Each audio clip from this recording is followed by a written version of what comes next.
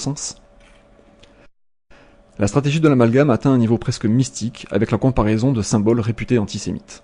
Des sites internet d'opposition à la guerre en Irak reproduiraient des symboles utilisés par des antisémites, et donc, par la pensée magique de l'amalgame, ceux qui protestent contre la guerre en Irak seraient eux aussi des antisémites, leur cause cacherait donc la haine et le racisme. En appliquant ce grossier amalgame, on pourrait ainsi déduire que le réalisateur du documentaire, Antoine Wittkin, est lui aussi un antisémite, puisqu'il utilise lui aussi sur la couverture de son livre Les Nouveaux Imposteurs, la symbolique soi-disant antisémite des mains entourant le monde.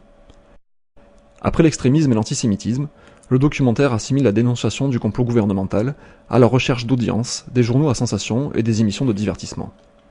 Le public du plateau a mordu à l'hameçon. Mais cette émission n'a pas suffi à faire de Ben Perry une star. Peut-on vraiment devenir une star en exploitant le drame du 11 septembre ? Les dizaines de livres et de films publiés sur le sujet ont-ils fait l'objet de campagnes de publicité ? Ont-ils été plébiscités par les médias, ou au contraire ce sujet est-il systématiquement ridiculisé et étouffé par les faiseurs d'opinion ? Les Guignols de l'info sont un pur produit de leur époque. Cette émission satirique à succès, imitée dans toute l'Europe, a su saisir le grand besoin de simplification. Après avoir fait référence à la série télé X-Files pour présenter Ben Perry, et aux Guignols de l'info pour appuyer le détournement de ses propos, le documentaire retrouve chez ces mêmes Guignols de l'info le même mécanisme de simplification qu'il avait repéré dans la théorie du complot gouvernemental. Par cet amalgame à un divertissement reposant sur la caricature, les néoconservateurs du meilleur des mondes cherchent à nous montrer ainsi que la théorie du complot gouvernemental serait inspirée par une vision caricaturale de la réalité. Ce serait un produit de l'ère du temps, qui suit la tendance de son époque. En dehors des stratagèmes de dénigrement, de simplification et d'amalgame, assez grossiers pour un documentaire à prétention culturelle, des mécanismes psychologiques plus subtils et proprement pathologiques sont utilisés pour refuser de reconnaître la réalité. La dénégation est un mécanisme de défense qui réfute la réalité à l'aide d'énoncés qui s'opposent à cette réalité, mais qui s'excluent mutuellement et forment un argumentaire incohérent quand ils sont pris tous ensemble. Freud illustre ce mécanisme de défense défectueux qu'est la dénégation par l'histoire du chaudron. Un homme emprunte un chaudron à un ami, et quand il le lui rend, l'ami se plaint que le chaudron soit percé. Pour se défendre, notre homme déclare « Je ne t'ai jamais emprunté ton chaudron, et puis quand je te l'ai emprunté il était déjà percé, et de toute façon je te l'ai rendu intact. »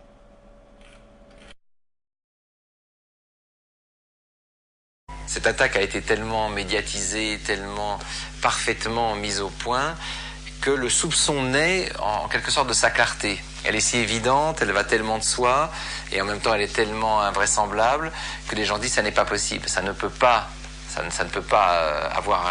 être arrivé comme ça, donc c'est que forcément il y a quelque chose derrière, et alors évidemment c'est la vieille question à qui profite le crime. Bruckner nous explique la naissance de la théorie du complot gouvernemental. L'explication officielle du complot islamiste paraît trop simple et trop invraisemblable, alors certains refuseraient l'évidence et se perdraient en fantasmes et en spéculations, tels des paranoïaques. C'est trop simple, alors ils chercheraient des complications.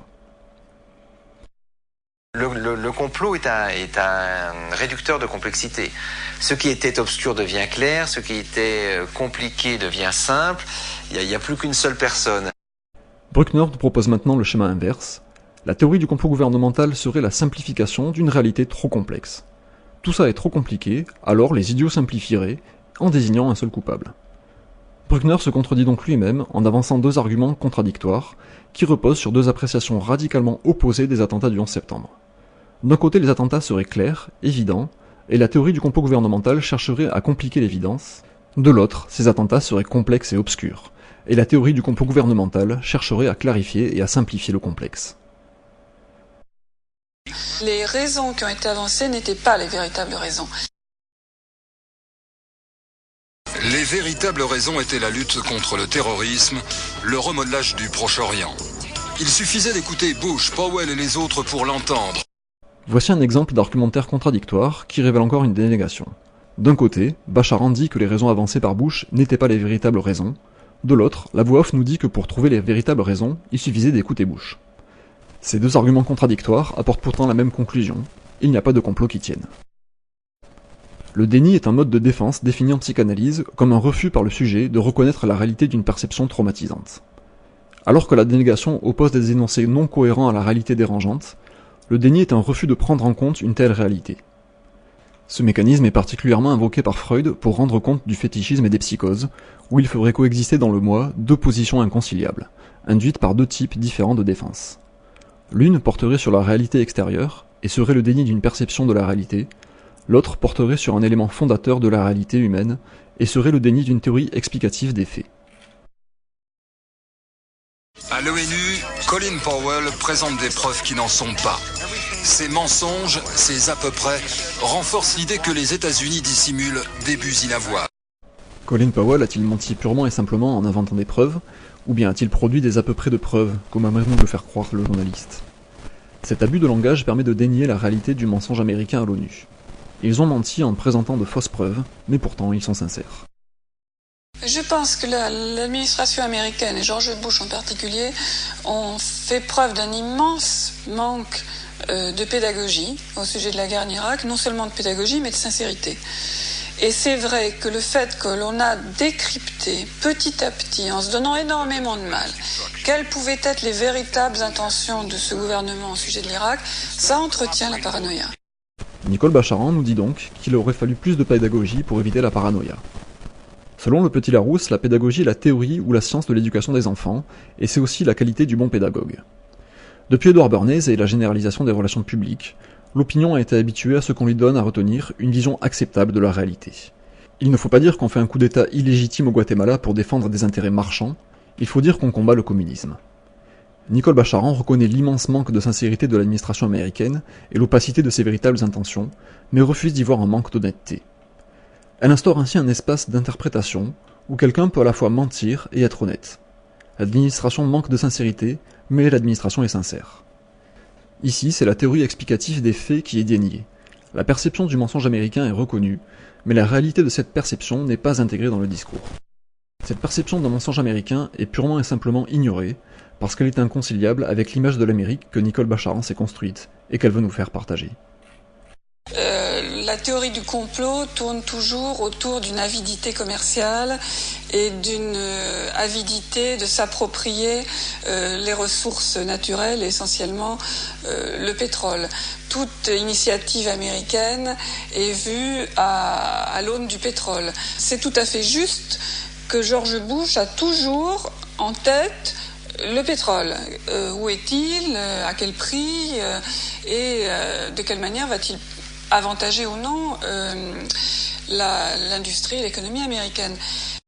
La théorie du complot prétendrait donc que Bush a menti pour aller en Irak, car en réalité, il y convoiterait le pétrole. Bacharan nous a déjà dit que d'après elle, les raisons avancées par Bush n'étaient pas les bonnes. Elle nous dit maintenant que les intérêts pétroliers sont tout à fait clairs, et qu'ils sont une préoccupation constante de Bush. Elle donne donc une confirmation des deux termes de ce qu'elle appelle la théorie du complot, à savoir que Bush convoite le pétrole, et qu'il a menti pour aller en Irak. Pourtant, Nicole Bacharan refuse la théorie qui explique que ce mensonge est une conséquence des intérêts pétroliers. Ce qui, à mon sens, défait totalement la théorie du complot à cet égard, c'est que c'est très très clair. Les intérêts pétroliers sont clairs, ils sont pas cachés, il n'y a pas besoin d'aller soulever des coins d'ombre. Au motif que les intérêts pétroliers sont clairs, Bacharan dénie qu'il puisse être à la cause du mensonge américain. Elle reconnaît les éléments de la réalité qui font penser que Bush est malhonnête, mais elle refuse de reconnaître toute malhonnêteté de la part de Bush. Ces éléments de la réalité n'ont ainsi pas de conséquences, Bacharan reconnaît les percevoir, mais refuse de les prendre en compte, comme s'ils n'existaient pas. Elle n'essaie pas d'argumenter le fait que Bush est honnête, malgré les apparences, elle n'explique pas le mensonge américain devant l'ONU, ni n'invoque des intérêts américains autres que les intérêts pétroliers pour envahir l'Irak. L'aveu qu'il n'y a pas besoin d'aller soulever des coins d'ombre est surtout une injonction à ne pas chercher d'explication aux éléments dérangeants de la réalité. Ce qui est incohérent avec l'honnêteté de Bush doit être ignoré au profit de ce qu'il nous arrange de croire. Il faut maintenir l'image radieuse de l'Amérique, quitte à ignorer la triste réalité.